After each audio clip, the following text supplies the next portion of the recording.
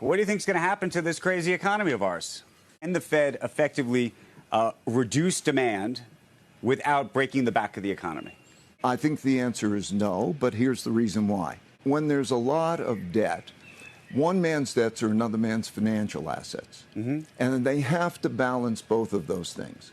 And so they will not be able to raise interest rates to a high enough level to adequately provide a real return to investors. So if you think about the rise in rates, and we say 3% is an interest rate, right, or even 4% in an interest rate, that is not going to be an amount of money that's adequate to compensate for the inflation rate.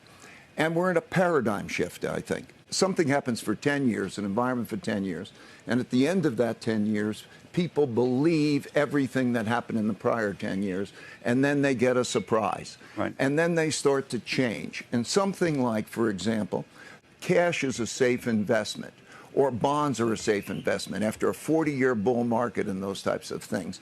That begins to shift as they start to think, am I getting a real return? I remember when you would tell us that cash is trash. Yeah.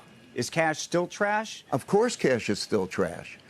Cash, I'm asking you, you know how fast you're losing buying power in cash? I feel that in terms of inflation every day. However, I'm also, for those who own equities out there, they're feeling it even worse. Well, it depends what cash is. Equities are trashier. Okay. The question is, what's going to get you a real return, right? And so we've shifted it into an environment where assets that do well, almost like in the 70s, are in those types of things. Real assets, real return assets in its various ways are the best investments. But here's the dynamic I think that's a problem. Everybody's long equities and so on. And everybody wants everything to go up. And the Federal Reserve wants everything to go up. Everything can't go up all the time. That system won't work that way. Here's one of those real assets that Mr. Dalio was talking about.